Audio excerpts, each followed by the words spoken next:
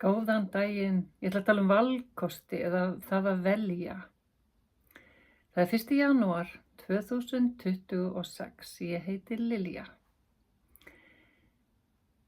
Ég var svolítið mikið að hugsa þetta í gær. Ég var að ganga, eða fyrradag réttar sagt.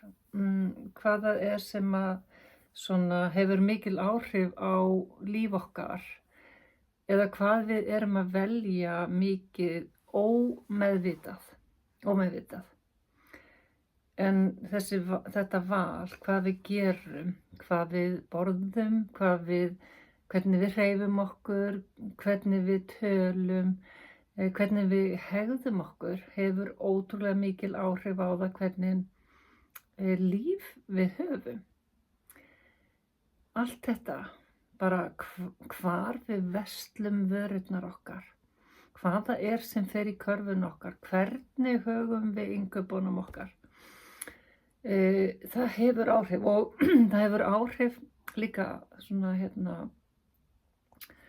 það er mín tilfinning að það hefur líka áhrif á orkuna okkar, orkuna í stóra samhenginu. Hvernig erum við sem manneskjur á þessari jörð í þessu ferðalagi sem að það er að vera lifandi, vera sál, lifandi á jörðinni í þessum líkama. Og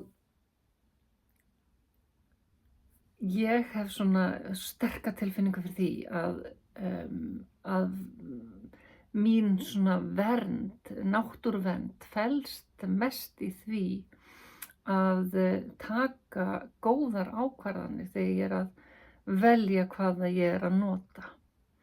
Ég er að fara af stað með eitthvað sem heitir ljómandi heilsa, ljómandi byrjun, ljómandi mjúk byrjun 2026 sem er RED, sem er RED-drykkurinn. RED-drykkurinn er búinn til úr þessu hér, Ningxia Red Savanum, og ég ætla að tala svolítið mikið um hann og kenna þér svolítið mikið um hann. Af hverju? Þetta er ótrúlega góður drykkur til að temja sér að taka dagsdaglega. Alltaf, allan ársins hring, alla daga. Þetta er eitthvað sem að gefur manni hlutfallslega mjög mikið í litlu magni. Þetta er auðvitað til svona líka í skvísum eða flöskum. Á mánudaginn 5. janúar klukkan 19:19 verð ég með Zoom-fund og kannski live streymi ef ég með texta að koma því þannig, tækninni þannig fyrir, annars myndi ég bara vera með Zoom-fund sem ég tek upp og posta svo inn á YouTube.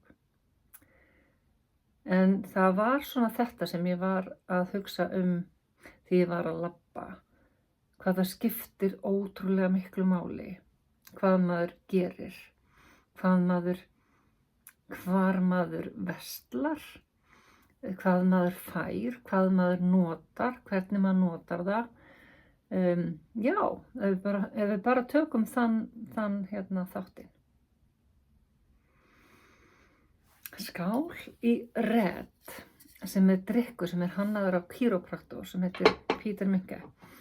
Og í fréttabréfinu mínu núna sem ég ætla að setja á morgun ætla ég að tala svolítið um sulfúrsäm og RED blönduna.